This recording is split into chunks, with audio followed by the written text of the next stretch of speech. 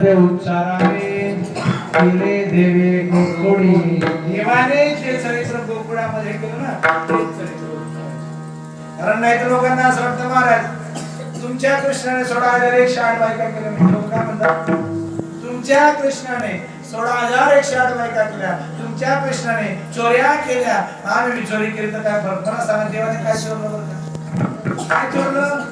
सोनं चोरलं? देवाने हिरे चोरले? माणिक चोरले? नाही ना. काय चोरलं देवाने? भगवान परमात्म्याने लोणी चोरलं. लोणी हे मृदुअंतकरणाचं प्रतीक आहे. लोणी हे चित्ताचं प्रतीक आहे. चित्त चोरी रे नंदाच्या भगवान परमात्म्याने चित्त चोरलं. दुसरं काही काही लोक म्हणतात महाराज देवाने चोरी केली, बरं मग तुला काय म्हणा मी चोरी कर म्हणतात कर. पण देवनी एकच चरित्र करायचं ना. देवाची बरोबरी करायची असेल तर सगळ्या गोष्टींमध्ये बरोबरी कर ना. देवाने पुतनेचं हाडाहाड विश्लेषण केलं. यंदो सर्पांचं उचल घेऊन परत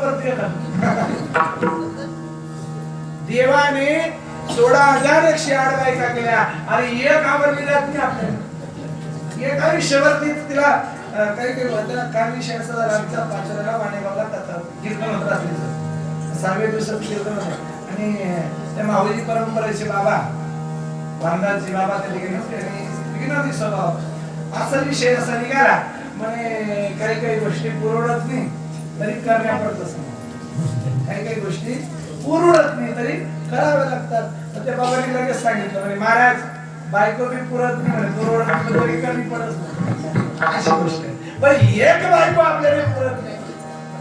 एक बायको आपल्याला आयुष्यभर त्या ठिकाणी तिचे सांभाळ होत नाही. तर 16,108 बायको होती आपल्याला. पण याच्याही पुढे जाणार. बरं देवाने आपल्या अंगुष्ठावर गोवर्धन पर्वत धारण केला. आपल्याला 12 किलोची गोळी उचलली जात नाही.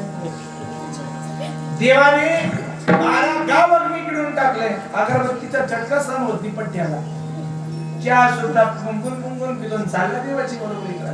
देवाची कधी बरोबरी करू नका. देव चरितम आचरे. देवाचे भरपूर प्रकार सांगितले. देवाचे भरपूर अवतार सांगितले.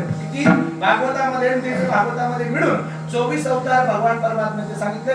संत मालिकेमध्ये दशावतार महत्वाचे सांगितले आणि त्याच्यामध्ये सुद्धा प्रमुख गण संहितेमध्ये 6 अवतार सांगितले. अंश अवतार, अंशांश अवतार, कला अवतार, आवेश